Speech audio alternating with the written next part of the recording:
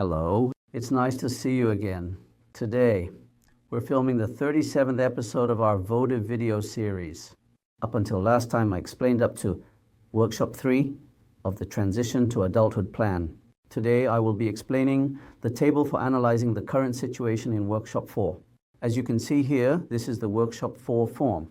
The form is always simple. In the end, it's about writing down the current situation for each category. Next, I'll show you one or two other samples, including my child's. This is, as I mentioned last time, a sample from my child. Previously, I explained about the vision and also about the goals.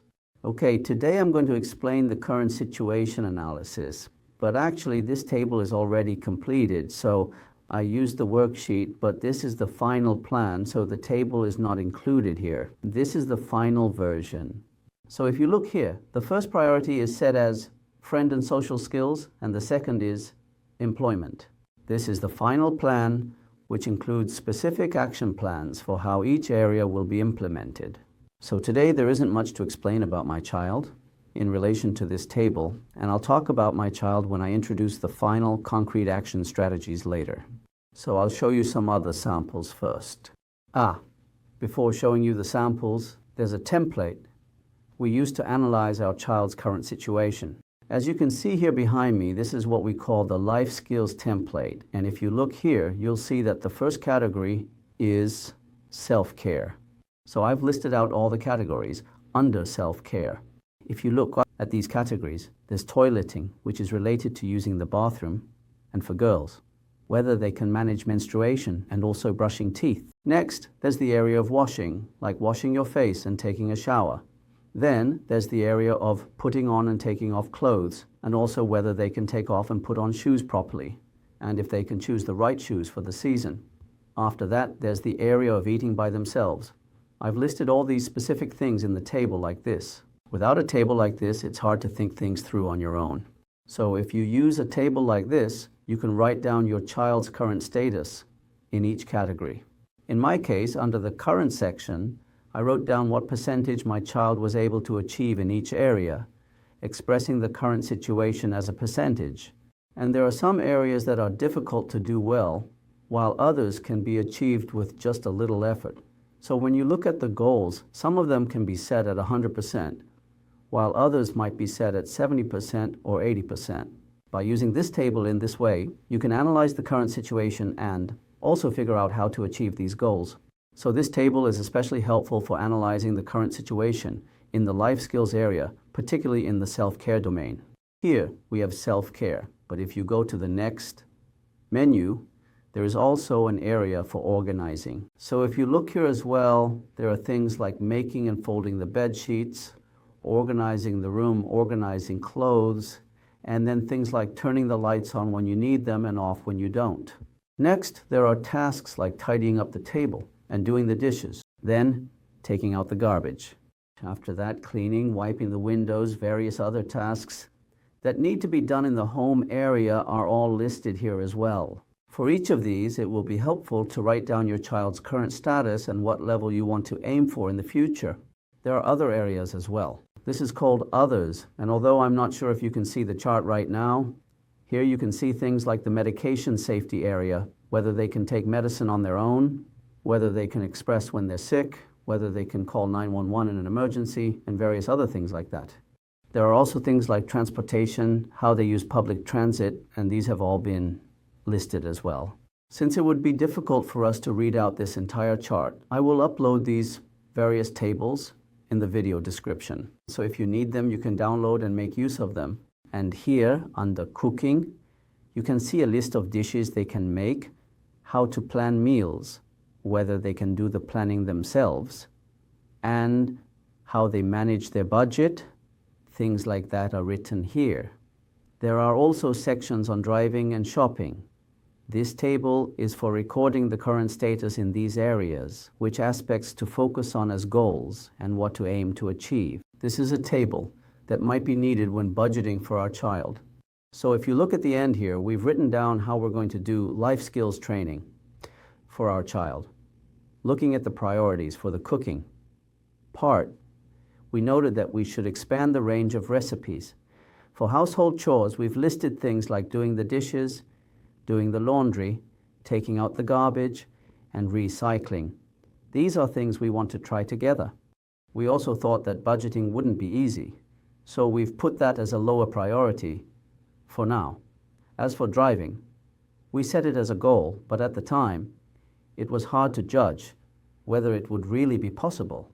Still, we wrote it down as a goal. In fact, now he drives well and gets around on his own. At that time, he was in about 10th grade, but since driving is actually very dangerous and not an area that's easy to judge, just setting it as a goal isn't necessarily a good thing. You really need to consider various factors before making a decision. Next, since ultimately he needs to live independently, we decided to work on these things little by little. This is what the life skills template is for. And once you fill all of this out, you can get a sense of which areas should be prioritized later on. Along with this, we also used a very simple form. And as you can see here, there is a daily schedule. So if you write down your child's current daily schedule, you can get a sense of which parts are empty and which parts are filled with activities. By creating a daily schedule for the current situation and then making another one for 5 or 10 years in the future, you can compare the two and use this chart to help prepare so that the current daily schedule can transition into the one you envision for 5 or 10 years down the line. The next chart I'd like to introduce is what I call the weekly self-care cooking schedule. This is also a very simple chart, but here you write down what kinds of foods your child can prepare and eat by themselves for breakfast, lunch, and dinner. When you do this, you'll probably notice a lot of blank spaces, right? Since there are 27 meals in a week, the goal here is to see whether our child can prepare and eat these 27 meals without their parents. So first, you write down what your child can currently do, and then you list out the meals they could be able to make 5 or 10 years from now. By doing this, you can get a sense of which cooking skills you need to help your child develop now, so that in 5 or 10 years, they'll be able to handle that level of independence. This is the chart I used to analyze my child's current situation and to identify the skills they would need to acquire. In the workshop, I also used this chart and had the participants fill it out themselves. So now I'd like to show you the charts from 2 of the participants from that workshop. One of them was from a family with a child in about 10th grade, which I mentioned last time. If you look at the current situation here, in terms of education or training, there's nothing like going to college. And since the child is still wearing diapers, when you move from the current situation to analyzing the skills needed in the future, it becomes clear that we need to help them become more independent in these areas. This is an analysis of the current situation, and if you look at daily life as well, after coming home from school, they take a shower, watch their favorite animations on YouTube, play games, and spend time like this. So this is a record of their daily routine. As for exercise, there's nothing special yet, just walking, taking walks in the park, or strolling along the beach. For sports, they used to swim but aren't doing it now, though they plan to start again next year. They also play bowling, either at school or when they go out on outings. As for hobbies, there aren't any particular ones. They just watch movies and animations on YouTube. For communication, they use short words or express themselves through gestures or actions. Next, regarding behavior, when they get angry or when things don't go as planned, they may get upset, usually by repeatedly saying the same words, and if that doesn't work, they might shout or cry. There aren't any particular friends in terms of friendships either. Writing down each area like this is how you analyze the current situation. Another example, as I mentioned last time, is about a 2nd grade elementary school child. Since this mother's child is high functioning, she wrote things down in great detail. The current situation. In terms of communication, the child mostly uses sentences with subjects and predicates, and there are more sentences that include subjects, objects, and predicates. This is written in incredible detail. As far as I know, this child's mother was a teacher. I can't explain everything in detail right now because it's so thorough, but the child's situation has been described very extensively like this. I don't think writing in detail is ever a bad thing. In fact, the more detailed it is, the better, in my opinion.